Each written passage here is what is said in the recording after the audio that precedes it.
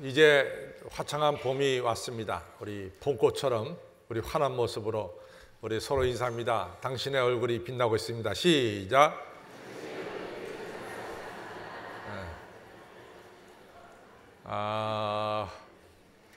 제가 살다 보면요, 모든 앞날에 이 형통함과 평탄이 있기를 우리가 바라고 있지만은 역시 그것은 우리의 바람입니다.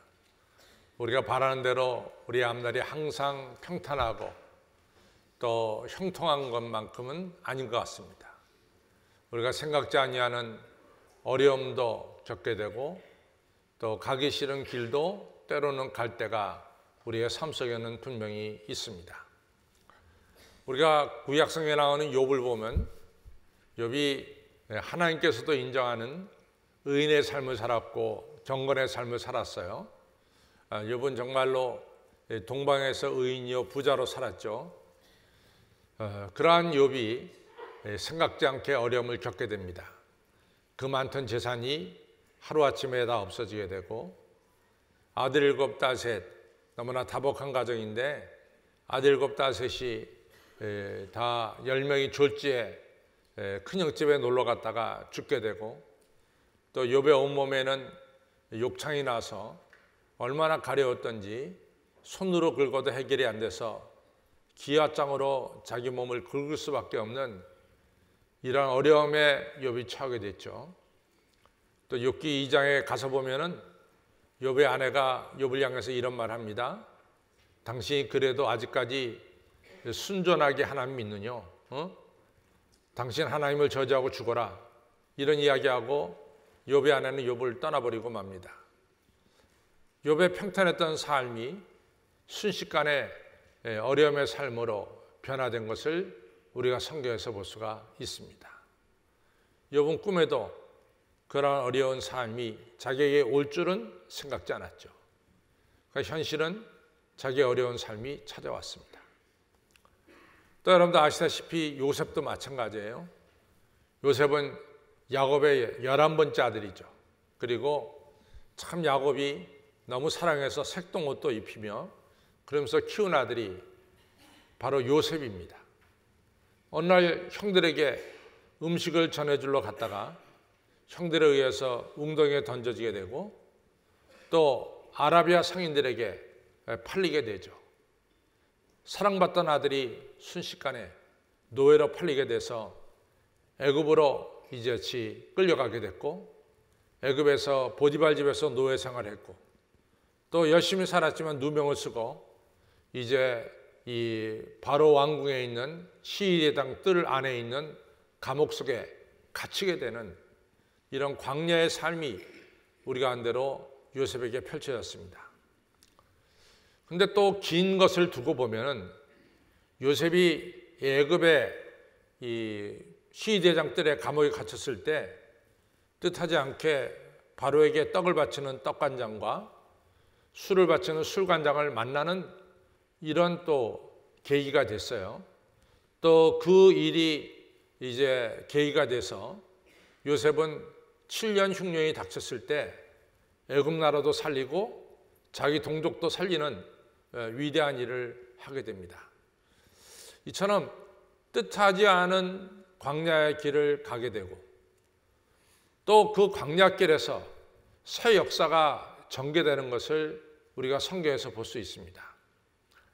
세례 요한도 사실은 세례 요한의 아버지가 제사장이었기 때문에 예루살렘 성전에서 그 성전 근처에서 자라날 수가 있었죠.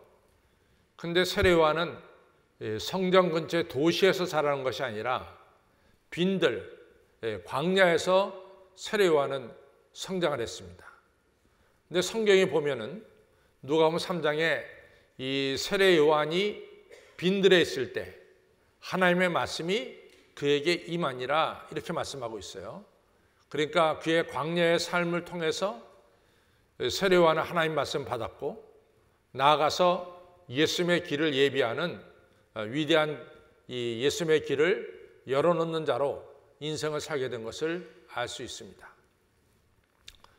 또 요한계시록을 쓴 사도 요한도 마찬가지예요.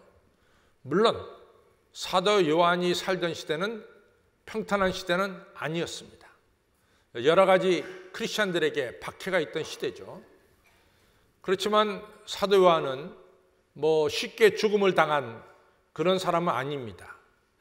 한참 황제를 신으로 숭상하던 시대, 로마 시대에 사도 요한이 절대로 로마 황제를 신이라고 해서 숭상할 리가 없죠.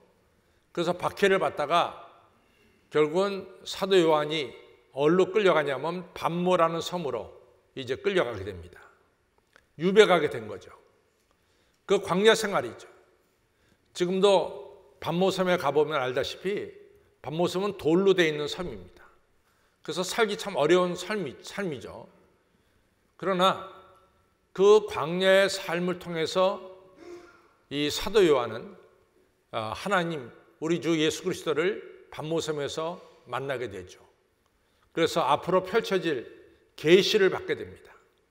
그 계시를 받아 적은 것이 오늘 우리가 가지고 있는 요한 계시록입니다.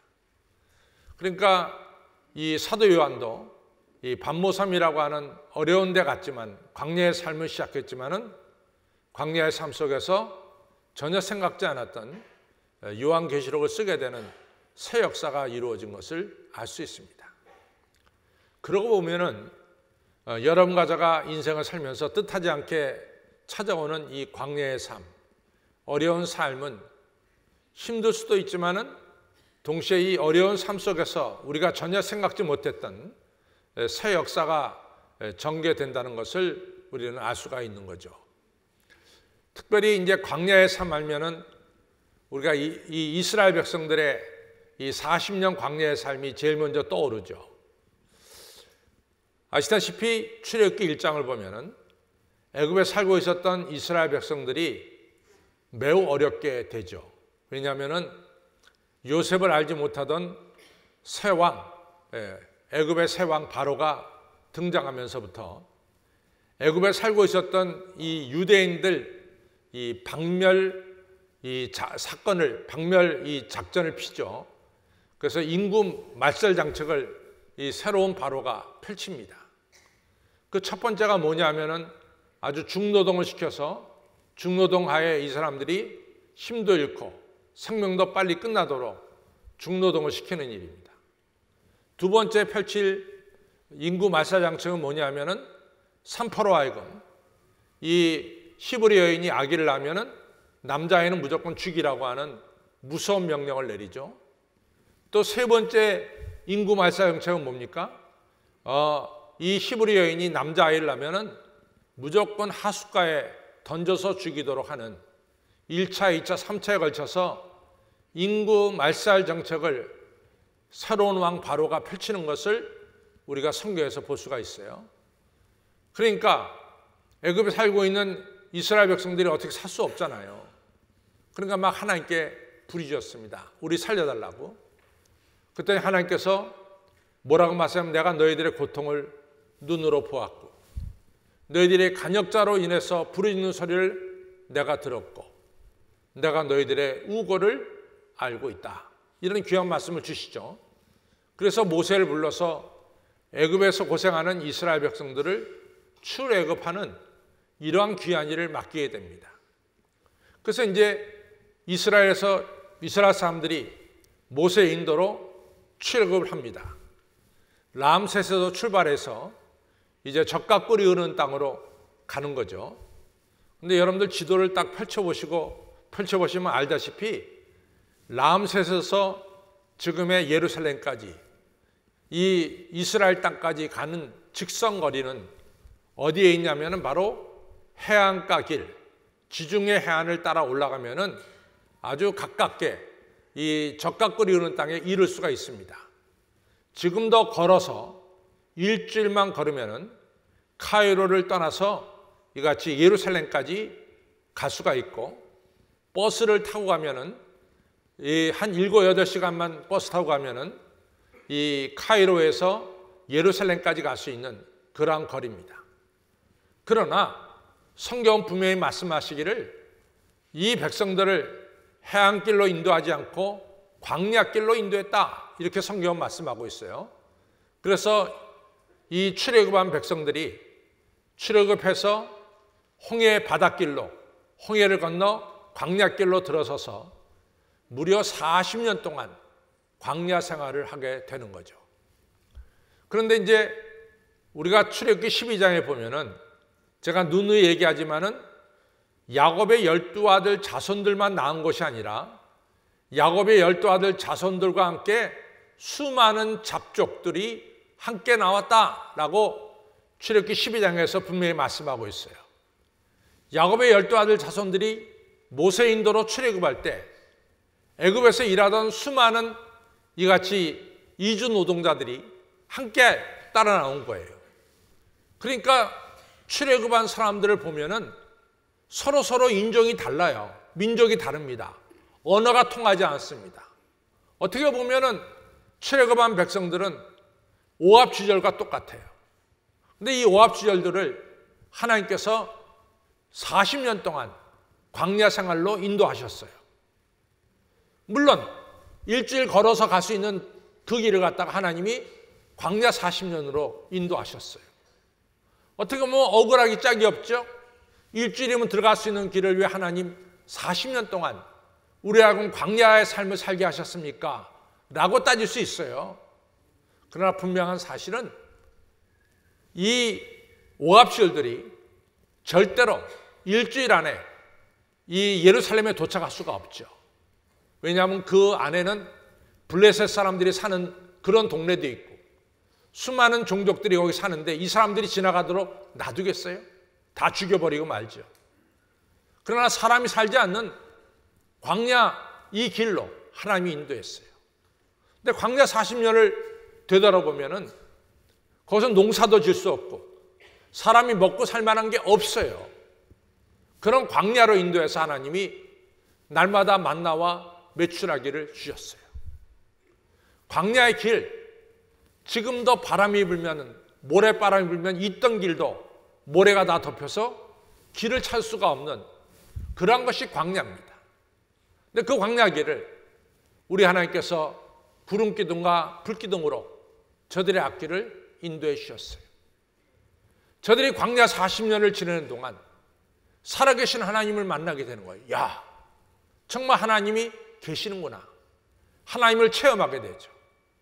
또 광야 40년 동안 저들은 하나님으로부터 교육을 받습니다.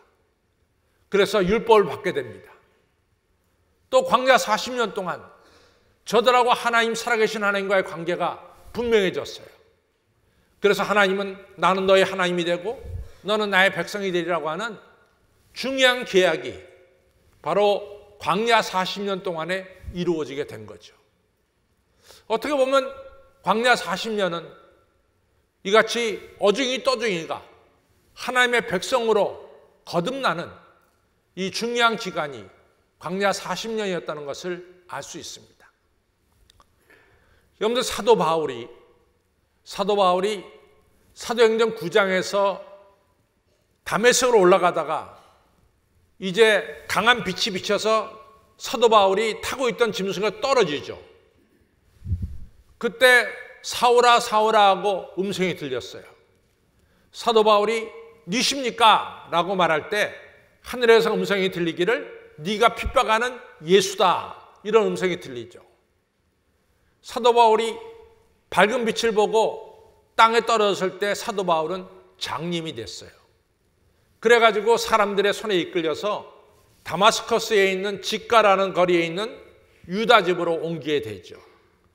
그래서 장님으로 3일 동안 유다 집에서 누워 있었어요. 아마 사도 바울은 그동안에 많이 회개를 했을 겁니다. 하나님, 제가 하나님을 모르고 이 예수님을 믿는 자들을 갖다가 제가 핍박하고 죽였습니다. 제 이 죄를 용서해 주십시오. 주님의 복음을 방해했고 핍박했고 폭행한 이 죄를 용서해 주십시오 하고 회개했을 거예요. 그때 예수님께서 아나니아라고 하는 선지자를 보내서 장님된 이 사울 머리에 손을 얹고 기도하게 했고 사울이 눈을 떴어요. 세례 받았습니다. 성령 받았습니다. 이 사도 바울이 세례받고 성령 받고 나서 바로 이 다메섹 거리에 나가서 예수는 우리의 구세주다 증거하기 시작했어요. 다메섹에 있는 사람들이 아무도 그 얘기를 안 들어줘. 안 들을 수밖에 없어요. 저 사람이 다메섹에 온 것은 우리를 잡으려 왔는데, 그래 며칠 만에 저 사람이 변화가 돼가지고 뭐 예수는 우리의 구세주고 이러한 이야기를 하니까 다메섹 사람들이 냉담했습니다. 받아들이지 않았습니다. 그때 사도 바울은 다메섹을 떠나서 어디로 갔느냐? 아라비아 사막으로 갔죠. 아라비아 광야로 갔죠. 거기서 3년을 지냈어요. 그러고 나서 다시 다메섹에 와서 복음을 전할 때 그때부터 역사는 나타나는 거죠. 그러면 사도 바울이 광야에서 3년 동안, 아라비아 광야에서 3년은 뭐 했느냐? 예수님을 만난 거예요. 3년 동안 예수님과 함께 지낸 거예요. 예수님으로부터 말씀을 받은 거예요. 사도 바울이 3년 동안 광야 생활하면서 예수님을 분명히 알게 됐고, 예수님의 말씀을 깨닫게 됐고, 진리에 서게 됐죠. 여러분들, 기독교 2000년 역사 속에 오늘 우리의 기독교를 이렇게 체계적으로 만든 사람이 누구냐? 라고 묻는다면 정확하게 두 사람입니다. 한 사람은 사도 바울이고 또 한 사람은 성 어거스틴이 되겠어요. 이 두 사람이 기독교 2000년 역사 속에 오늘 기독교의 체계를 만든 사람이 사도 바울하고 성 어거스틴이에요. 너무나 재밌는 사실은 마태, 마가, 누가, 요한 이 네 복음서보다 먼저 쓰여진 게 뭐냐? 사도 바울의 서신이에요. 데살로니가 전후서가 이 복음서보다 훨씬 전에 쓰여졌어요. 한 20, 30년 전에 쓰여졌어요. 오히려 복음서가 사도 바울의 서신의 영향을 받는 이런 역사가 일어났어요. 사도 바울이, 여러분들 예수님의 제자들 베드로처럼 예수님 만난 적 있습니까? 예수 만난 적 없어요. 야고보처럼 예수님의 십자가의 죽음과 부활을 체험한 적 있습니까? 없어요. 요한은, 사도 요한, 요한복음을 쓴 요한은 다 체험했어요. 그런데 사도 바울은 그러한 체험한 적이 없어요. 근데 중요한 사실은 사도 바울은 체험 안 했지만 예수님에 대해서 너무 정확하게 잘 알고 있어. 그리고 자기 서신에 썼어요. 그리고 그 서신이 오히려 체험한 사람들에게 영향을 주는 이러한 역사가 일어났습니다. 그럼 그런 것이 다 어디서 일어났느냐? 바로 다름 아닌 아라비아 광야 3년 동안에 일어난 거죠. 세계 역사 속에 불가사의한 일이 많이 있어요. 이제 그 중에 하나가 뭐냐면은 이스라엘이 주전 587년에 망했습니다. 주전 587년에 바벨론에게 망했죠. 그리고 그 땅에, 지금 팔레스틴 땅에 다시 이스라엘이란 이름으로 나라가 세워진 건 언제냐? 1948년 5월 14일이에요. 우리는 1948년 8월 15일 날 우리나라가 정부가 수립됐는데 우리보다 3개월 앞서서 1948년 5월 14일 날 벤구리온이라고 하는 이 사람이 주창을 해서 이스라엘이라는 나라가 세워졌어요. 그러면 587년, 주전 587년에서 나라가 없어졌는데 나라가 다시 그 나라가 세워진 거는 2500년 만에 세워진 거예요. 2500년. 그러니까 역사가들이 야, 이게 정말 이건 불가사의한 일이다. 어떻게 2500년 동안 없어졌던 나라가 다시 세워질 수가 있으며 이스라엘이 1948년 5월 14일 날 독립한 그 다음 날부터 아랍하고 싸움이, 전쟁이 계속됐어요.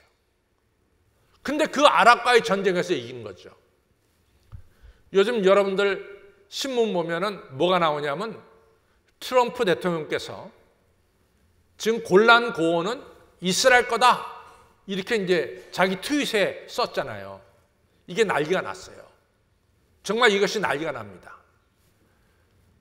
골란 고원이 사실은 누가 차지하고 있었냐면 시리아라는 나라가 차지하고 있었어요. 골란고원을. 시리아가 차지하고 있을 때 여러분과 제가 너무나 잘 알고 있는 갈릴리 호수를 시리아가 차지하고 있었어요. 시리아가. 근데 1967년에 일어난 6.1 전쟁 때 이스라엘이 예루살렘도 회복했고 골란고원을 갖다가 가져왔어요. 골란고원이. 근데 이 골란고원이 얼마나 중요하냐면 여러분들 성경에 나오는 이 거라사 지방 있죠? 거라사 지방. 그것이 골란고원에 있어요. 또 여러분과 저가 구약 성경을 보면 길르앗이라는 동네가 아주 수없이 등장합니다. 길르앗 라못. 그것이 골란고원이에요. 근데 이 구약 성경에 나오고 신약 성경에 나오는 이 지역이 바로 골란고원인데 그걸 갖다가 늘 시리아한테 뺏겼다가 6.1 전쟁 때 이스라엘이 그 땅을 차지했어요.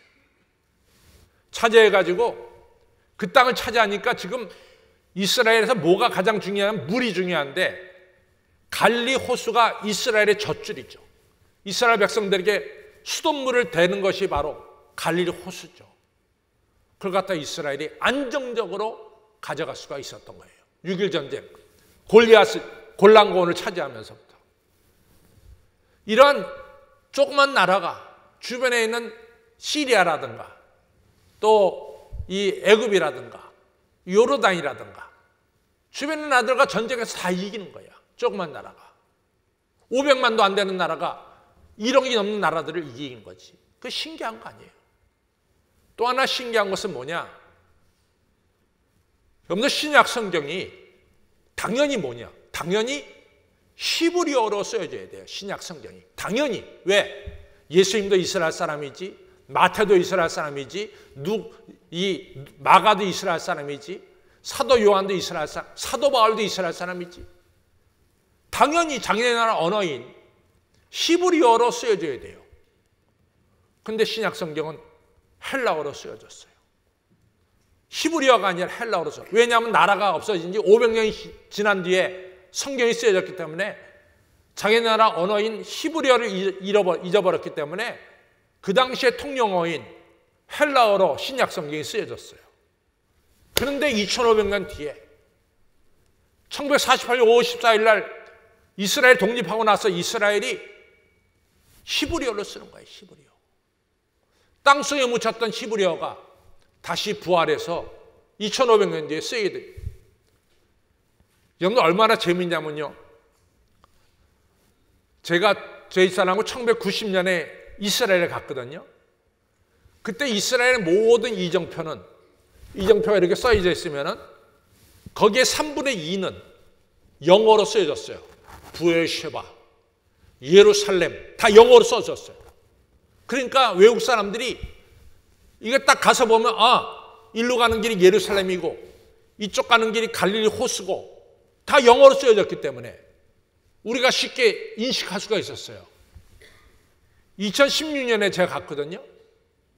2016년에 가서 완전히 뒤집어졌어. 3분의 2가 히브리어야. 밑에 아주 조그맣게 영어로 쓰여졌어요. 이제는 이스라엘에 자신감이 생겨서 우리나라에 오면 우리나라 말을 알고 도시를 찾아가라 이렇게 된 거예요. 여러분 어떻게 이스라엘이 2500년 만에 다시 나라가 세워질 수 있으며 히브리 언어가 2500년 만에 부활할 수 있었느냐? 요인들이 많죠. 이유가. 근데 세계를 연구하는 학자 중에 하나가 그 이유 중에 하나가 40년 동안 저들이 광야 생활한 끝에 그 훈련을 받은 끝에 분명하게 하나님 백성이 됐기 때문에 저들은 2500년 동안 하나님 백성으로 살 수 있었다는 거예요. 40년 광야 생활이 그렇게 중요하다는 거죠. 여러분들 그렇습니다. 우리 생활에 느닷없이 어려움이 찾아와. 힘든 일이 찾아와. 광야 같은 삶이 우리에게 전개돼. 그 기간 동안에 우리는 하나님을 분명히 알게 되는 거예요. 주님을 만나게 되는 거죠. 주의 말씀이 내 안에 스며들기 시작하는 거죠. 인생에 참 어려운 일이라고 하는 것은 어려운 것으로 끝나는 것이 아니라 새로운 역사로 전개되는 것을 알 수 있어요. 우리 일부 예배는 북한 성교구에 우리 성도님들이 많이 나오십니다. 2부 예배도 조금 나오셨는데 제가 제 경험을 좀 얘기했어요. 저는 모태에서부터 태어났고 우리 어머니가 저를 가졌을 때 우리 어머니가 저를 목사로 바쳤어요. 저는 자라면서부터 목사가 되어야 된다는 소리를 제 할머니, 어머니로부터 수없이 들으면서 자라났어요. 근데 제가 목사가 꼭 돼야 되겠다고 마음먹은 것은 초등학교 4학년 때 제가 어느 교회 집회 가서 은혜 받고 나서 그때 얘기했던 것 같아요. 근데 그땐 그 순간이야. 그 다음부터 꼭 목사가 돼야 된다? 그런 생각 별로 없이 지냈죠. 그러고 이제 신학대학에 갔습니다. 신학대학 가서도 처음엔 좀 어려웠어요. 아시다시피 저는 저희 아버님도 수학 선생님이고 그래서 제 머리는 이 수학적으로 조금 돌아가요. 제 설교를 잘 들으시면은 제가 논리를 뛰어넘는 법이 없습니다. 제가 A라는 논리를 전개하다가 그 다음 논리로 나가지 무작정 제가 뛰어넘는 법은 없어요. 제가 그것을 제 스스로가 허용을 못해요. 왜냐하면 제가 수학이 이 머리에 기본이 있기 때문에 그게 잘 안 돼요. 그런데 신학대학 가니까 이건 하늘에 구름 잡는 얘기만 한다고. 도대체 내가 이해가 안 돼요. 정말 하늘에 구름 잡는 얘기야. 뭐가 손에 잡히는 게 없어. 그러니까 처음엔 신학이 굉장히 어려웠어요. 정말 어려웠어요. 보통 어려운 게 아니에요. 왜냐하면 뭔가 이게 좀 손을 잡혀야 되는데 안 잡히니까 좀 어려웠어요. 어떤 분이 저한테 그래요. 목사님 왜 이렇게 설명하려면 많이 부연 설명하냐고. 저는 그 설명을 하고 나서 나가야지 그 설명 안 하고 나간다는 게 너무 힘들어요. 이해가 되고 넘어가야 되거든요. 그래서 이제 신학대학 다닐 때도 이 신학 참 어렵다, 힘들다 이러고 있던 제가 22살에 우리 집이 브라질로 이민 갔죠. 저는 브라질 이민 생활하면서 하나님이 저를 불러주신 것에 대해서 너무너무 감사했어요. 그때부터 제가 성경을 열심히 읽었어요. 그때부터 열심히 성경을 읽었어요. 이민 생활이라는 것은 문화도 다르고 언어도 다르고 인종도 다른 곳에 가서 사는 것이 이민 생활이에요. 한국 생활하고는 다른 거죠. 우리가 혈연과 지연과 아버지 유산, 그 사람을 규정할 때 그 사람의 혈통이 뭐냐, 또 그 사람의 고향이 어디냐, 이런 것들이 하지만은 딱 한국에서 심었던 나무를 뽑아서 미국이나 혹은 브라질이나 새로운 나라 가면 그런 건 다 소용없어. 그 사람이 무슨 옛날엔 강북이니까 강북에 무슨 4대성 안에 자기 집이 무슨 몇 척, 그건 인정도 안 돼. 누가 그걸 브라질 사람이 인정하며 누가 그걸 갖다가 미국 사람이 인정합니까? 너 잘 살았어? 그래 알았어. 그것뿐이란. 그러니까 새로운 지역에 가서 산다는 것은 처음에는 쉽지가 않아요. 그러나 새로운 지역에 갔다는 것은 동시에 어떤 문이 열리느냐, 천지를 지으신 하나님 앞에 더욱더 가까이 나가는 이런 계기가 된다 그 말이에요. 그래서 우리 북한에서 이같이 오신 우리 북한 선교구 성도님들도 여러 가지 같은 민족이지만 그동안 헤어져 살았기 때문에 문화가 다른 게 많을 거예요. 말도 좀 다른 게 있을 거예요. 그러나 이같이 이 어려운 삶이 오히려 천지를 지으시고 나를 사랑하시고 창조하신 하나님을 만나는 중요한 계기가 될 줄로 저는 믿습니다. 하나님을 더욱더 분명히 하는 축복의 시간이 될 줄로 저는 믿습니다. 두 번째로 광야의 생활이 중요한 게 뭐냐? 광야의 생활은 사실은 우리가 깨끗해져요. 우리가 깨끗해진대도 이 도시 안에서는 깨끗해질 수가 없어요. 도시 안에서는 너무 복잡해. 그러나 광야로 나가면 단순해져. 먼저 우리의 마음이 단순해져. 도시에서는 하나님의 음성을 들을 수가 없어. 너무 시끄러우니까. 광야로 나가면은 하나님의 음성을 들을 수가 있게 되는 거예요. 광야 생활의 핵심이 뭐냐? 내 죄가 깨달아져. 그리고 회개하게 돼. 건강했던 사람이 어느 날 느닷없이 병이 걸려가지고 병원에 입원했어요. 병원에 입원해서 별 생각이 다 들어. 나한테 왜 이런 병이 생겼지? 내가 건강에 얼마나 신경을 썼는데 나한테 왜 이런 병이 생겼지? 그 다음부터 생각하는 거야. 하나님, 제가 저지른 죄가 있습니까? 제가 모르는 죄가 있습니까? 자기 죄를 깨닫게 되는 거야. 그러면서 회개하게 된다고. 그게 바로 깨끗하게 되는 비결이에요. 세상에서는 바라볼 게 많이 있어. A라는 사람이 무슨 권력자인데 그 친구 좀 바라볼까? 또 어디에 돈이 있다는데 그 돈을 좀 바라볼까? 광야는 권력도 필요 없고 돈도 필요 없는 곳이야. 광야는. 그게 소용이 없어. 광야는 하나님만을 의지하는 곳이 바로 광야입니다. 그래서 우리가 깨끗해지고 성결해지는 것이 광야예요.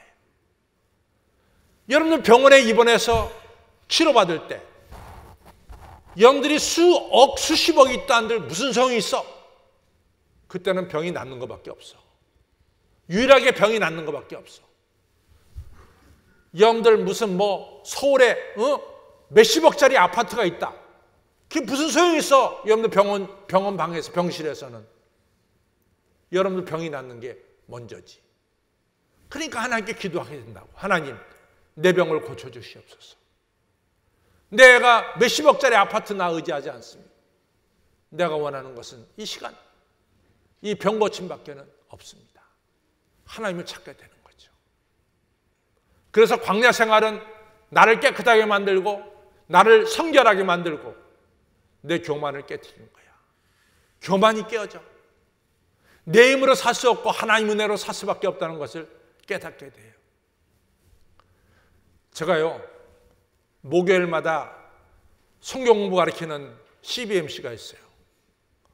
CBMC 274개 CBMC 중에 제일 잘 모이는 CBMC가 제가 가르치는 CBMC예요. 그 CBMC는 변호사만 10명이 넘어. 변호사. 10명 더 되는 것 같아. 다 변호사인 것 같아. 어떤 사람은 부장판사 하다가 변호사 된 사람도 있고 어떤 차장검사 하다가 변호사 된 사람도 있어. 그분이 와서 하는 얘기가 목사님, 요즘 일거리가 없어요. 그래. 일거리가 없대. 자기가 부장판사 옷을 벗고 나왔을 때, 차장검사 옷을 벗고 나왔을 때는 사건이 많았다는 거예요. 사건이. 그래갖고 돈을 그냥 엄청나게 벌었대. 지금 사건이 하나도 없대. 하나도. 자기 백수래. 백수.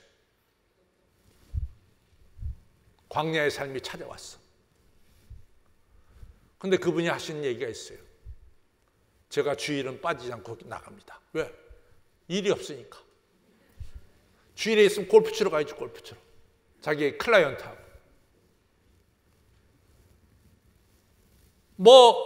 차장검사 부장판사로 있을 때 눈에 뵈는 게 없었겠지. 그리고 변호사 개업할 때 사건이 많으니까 돈이 막 들어오니까 자기 능력으로 이 세상을 살아가는 줄 알았죠. 그러한 시대가 갈 때가 있어요. 갈 때가. 사라질 때가 있어요. 사라질 때가. 그때 광야의 삶이 시작되지만은 그때 자기 자신을 깨닫는 축복의 때지. 인생은 내 지식과 내 힘으로 사는 것이 아니라는 것을 깨닫게 되는 거죠. 하나님의 은혜가 아니면 살아갈 수가 없다는 것을 깨닫게 되죠. 그것이 광야의 삶이랬대요. 그러면은 우리의 광야의 삶의 목적이 뭐냐? 왜 하나님은 여러분과 저에게 광야의 삶을 주시느냐? 그 목적이 뭘까요? 그 목적이 뭘까요? 그 목적은 분명해. 우리를 적과 꿀이 흐르는 땅에 들어가게 하는 거야. 여러분과 저를 하여금 적과 꿀이 흐르는 땅에 들어가게 하는 게 목적입니다. 이스라엘 백성은 광야 40년 끝에 요단강 건너서 적과 꿀이 흐르는 땅에 들어가는 거야. 왜 여러분과 저에게 어려움을 주셔요? 어려움을 통해서 우리의 죄가 깨끗해지고 하나님 한 분만을 섬기고 하나님을 좀 더 분명히 알고 하나님의 사람으로 무장된 뒤에 하나님이 주시는 적과 꿀이 흐르는 땅에 들어가는 거지. 그리고 사자와 어린아이가 같이 노는 샬롬의 축복, 평화의 축복을 주시는 거죠. 평화의 축복을 주시는 거죠. 제가요, 어느 모임에 갔는데 어떤 목사님이 참 이 신문에 막 떠드는 목사님인데 난 그 목사님이 좀 많이 회개했으면 좋겠는데 그게 아니라 자기가 이렇게 어렵게 된 건 좌파 크리스찬 때문에 좌파. 내가 그 얘기를 듣고 도대체 좌파 크리스찬이 누구냐? 왜 크리스찬들을 갖다 좌파 우파로 나누냐 말이야. 제가 막 속에서 불분이 털었어요. 기독교는 뭐냐? 기독교는 화합의 종교인데 자기가 어려움 당한다고 자기 어려움을 주는 사람은 좌파고 자기에게 도움을 주는 건 우파고 이래가지고 한국 기독교가 이게 존재하겠냐 말이야. 이래가지고 북한 땅에 가서 선교하겠냐 말이지. 하나님 왜 기독교가 아직도 북한 땅에 못 들어가게 막느냐? 우리 남한에 있는 이 기독교가 그대로 올라가면 북한 땅은 쓰레기장으로 만들어버린단 말이지. 하나님 막으시는 거죠. 전 그렇게 생각해요. 우리에게 무슨 좌파가 어디 있고 우리에게 무슨 우파가 어디 있어요. 다 하나님 사랑하는 하나님의 백성들이지. 안 그래요? 나는 그렇게 생각해요. 여러분들 옆에 계신 분들은 다 하나님의 사랑받는 자녀고 사랑받는 하나님의 백성입니다. 우린 그리스도 안에서 하나가 돼서 하나님 나라를 확장시켜 나가는 그런 사명을 받은 사람들이 여러분과 저입니다. 그러한 과정을 통해서 우리가 겸손해지고 하나가 됐을 때 여러분과 저는 적과 꿀이 흐르는 땅으로 들어가는 것이고 하나님의 샬롬을 맛보는 것이고 더 나아가서 새하늘과 새 땅의 백성이 되는 줄로 믿습니다. 광야의 삶을 여러분들 잘 사십시오. 태산을 넘어 한국에 갈지라도 주님을 바라보면서 이 광야의 삶을 살아가셔서 드디어는 적과 꿀이 흐르는 땅에 들어가는 여러 성도님들이 되시기를 주님의 이름으로 축원합니다. 다 같이 일어나 502장 부릅니다.